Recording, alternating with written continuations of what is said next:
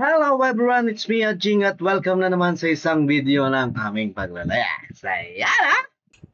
Third day na pala ng biyahe natin dito sa North Luzon at ang biyahe natin magsisimula dito sa Santa Ana, Cagayan papunta ng Kawayan, Isabela.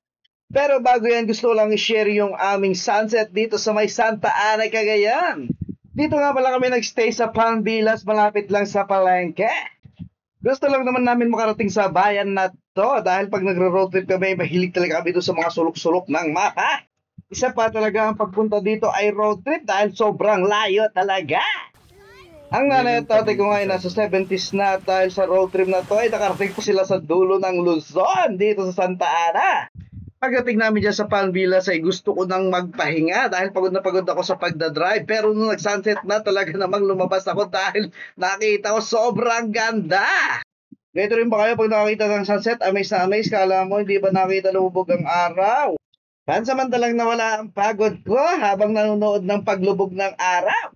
Sobrang saya nga yan. Kapaglaro-laro pa kami ng anak ko dyan sa tabing dagat. At nang tuluyan ang lumubog ang araw ay nagpahinga na kami, kumain lang tapos nadulog na. Kinabukasan ay third day na ng road trip namin dito sa North Luzon. Santa Ana, Cagayan. Babay na, lista kami. Simula nga Santa Ana, Cagayan ang biyahe natin papunta ng Kawayan, Isabela. Pero bago umalis ng Santa Ana ay naisip ko dumaan na rin ang Apare. Konting gas na lang at konting oras kasi nandun na rin kami. Sobrang popular kasi nga pa rin nung bata ko dahil sa kanta ng Itbulaga. Dati kasi ang kanta nila ay mula Apari hanggang Hula.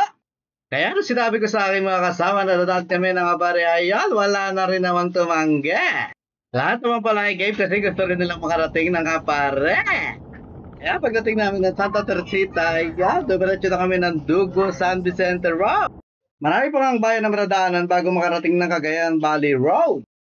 Pagdating namin ng Kamalanyugan, Cagayan ay kumana na kami at maya-maya lang narating na namin ang arko ng Apare. Ay, doon yung kaibigan ka na doon. Welcome to Apare. Mula Apare hanggang Hulo. Picture tayo? Apare, oo. Apare na. Ayun, papabig ko tayo dyan. At nang umabot kami sa arko ng Apare, ayan, tumigil kami para mag-picture-picture. Iba talaga pag first time, talaga naman excited pa. Sobrang saya dyan, lumabas ka agad ako na sakyan, tumalon-talon pa. At pangarap ko lang makarating ng Apare, ngayon nandito na. Sabi nga ng misis ko, hindi niya daw naisip na makakarating siya ng Apare. Siyempre, hindi natin palalagpasin na magkaroon ng family picture dyan sa may arko. Para paglaki ng dalawang anak ko, ayan, alam nila, nakarating na sila ng Apare. Diba?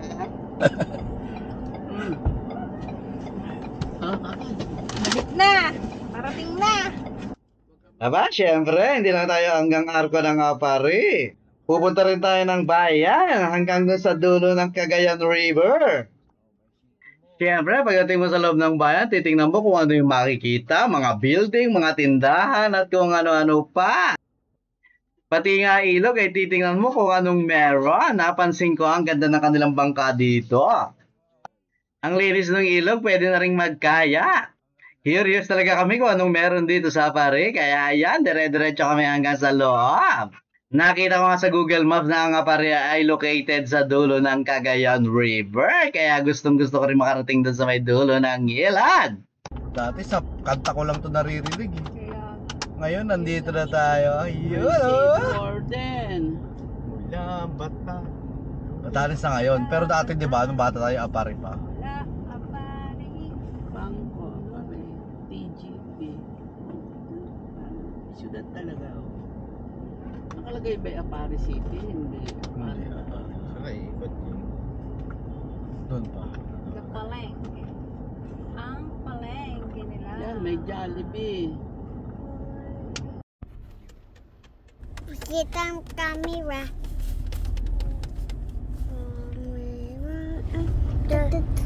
Tayo! Bebe na. Pagkalagpas ng bayan, ayan, nagdire-diretso pa kami hanggang sa narating namin yung Pag-asa DOST Tower. Ito na kasi yung palatandaan na nasa dulo ka na ng Cagayan River. Nay. Yun na lang. Pag-asa pala ito. Pag-asa de Uiste. Weather radar. Hoy, dulo na ng Cagayan! Yan, tuyo, Yan, ako magpapapicture dyan. Uy, isda! Nagbibilad. Tuyo. Ba't pa pariyan pa tayo? Oh, syempre, dito dulo eh. Ay, wala tayong likuan dyan. Sana dito lang tayo nagpunta. Oh, anong dilis ba? Oh, nasa dulo tayo ng Cagayan River. Wala din, ma'am. Oh. Meron nyo na kayo. Nagbibilad, anak. Oh, may Sa ano, lupa na hawon. may bilad ang iba. Anak. May screen niya, nanay. Madama na dito, oh. Diretso kami hanggang dito sa may pier. Dito na lang pumarada para mamasyal dito sa dulo ng Cagayan River. So sobrang init nga ay kami na lang ang boba ng kapatid ko dyan. Di na po lumaba yung aking mga anak at saka aking asawa at saka nanay at tatay ko. Gusto ko lang kasing puntahan yung dulo ng pier kasi doon nagmi-meet yung ilog at dagat. At yun nga, nakarating na tayo dito sa dulo ng pier. Iba pala ang pakiramdam pag nandito ka sa dulo ng Cagayan River. Pag galing ka mga ng South Luzon ay talaga namang bibihira magkaroon ng pagkakataon na marating dito sa Aparri, lalo na dito sa dulo ng Cagayan River. Isa na naman pangarap ang natupad nang narating ko to ng dulo ng pier. Alam mo yun, dati lang pangarap mo ngayon nandito ka na. And then nag-decide na ako bumalik sa loob ng sasakyan kasi sobrang init talaga. Ang biyahe natin magsisimula na dito papunta na Isabela. Sa gilid nga ng pier, ang dami nakabilad na hawot at diles. Nadaanan ulit namin yung ilog na galing sa Cagayan River, papasok ng bayan ng Aparri. At syempre, kung saan ka dumaan papasok ay doon ka rin lalabas. Thank you, Aparri, for the experience. Monkey tayo, monkey.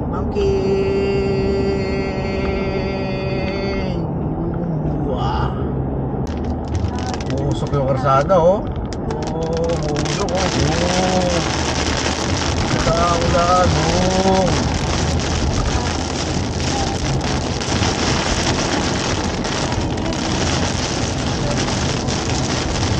Hindi na mawala ulan, oh. Oh, wala na ulit. Kada yan. Ito yung sa iba, eh. Ay, kagaling nga namin na pa rin nagdiretso ng biyahe namin papuntang Isabela. At for the first time sa aming road trip, dito lang kami, Nolan. Noong una ay mahina lang ay habang tumatagal ay lumalakas ng lumalakas na. Siyempre, pag umuulan, medyo mabagal ang ating takbo, kaya madadagdagan ang oras na atong biyahe natin papunta ng Isabela. Mga ilang oras na biyahe from Aparri, narating namin tong City of Ilagan. Pero kabayan Isabela ang ating pupuntahan at doon na rin tayo matutulog ng gabi kasi doon talaga kami pupunta sa road trip na to. Panghilis. Pagdating ng kawayan Isabela, hinanap na kaagad namin yung Airbnb na aming tutulugan. Siyempre, asa tayo kay Google sa ating pupuntahan. Dinala niya kami kaagad sa gitna ng kabukiran. Sabi ng kapatid ko, diretso lang kasi nga ganito yung nakikita niyo sa mga picture doon sa post ng Airbnb. Background daw ay palayan tsaka mga nyuga. Kaya ayan, dire-diretso lang. Pagdating sa dulo, parang sarado ang daan. Yung truck nagdadam doon sa karsadang aming daraanan. Kuya, may magpapatag pa ba nun?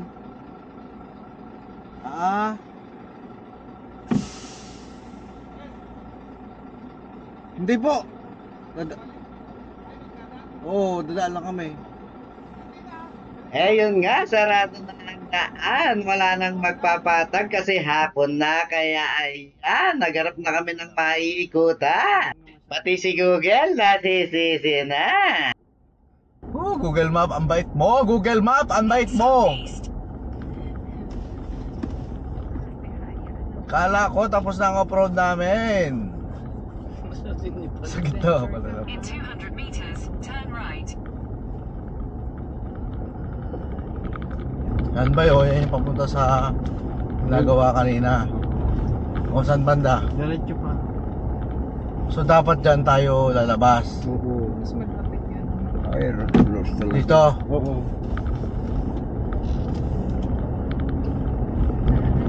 In 200 meters, you will arrive at your destination. Yung, sabi ni Google, malapit na. Excited na kami, makakapagpahinga na. Meron pa mga bahay na nakikita. Baka nga ito na yung aming pupuntahan. Si Google, nagpa-prank din pala. You have arrived. Hala ka.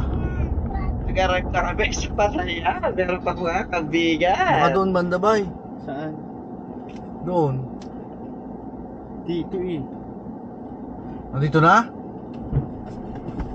Kaya ayan, kinontak na namin may-ari ng Airbnb. Bakit patiglan? Nasa west side pala ng Kawayan Isabela. Ngayon kami nasa east side pa. Your destination is on Kaya the nung left. nalaman namin kung saan, agad na namin pinuntahan. At yun, makakarating din pala. Sa wakas, makakapagpahinga na. Mahabang oras din ako nag-drive, kaya ayan, pagod na. Uso rin pala yung prank kay Google, kaya ayan, ang saya-saya. Hindi lang pala kami ang na-prank ni Google sa lugar na to, meron Ito, din mga palang pasok. iba. Tinan mo ang mangga ka. Iyon, nakakating na. Hanggang dito lang itong video na to at kami magpapahinga. Salamat sa mga nanonood. Yun lang.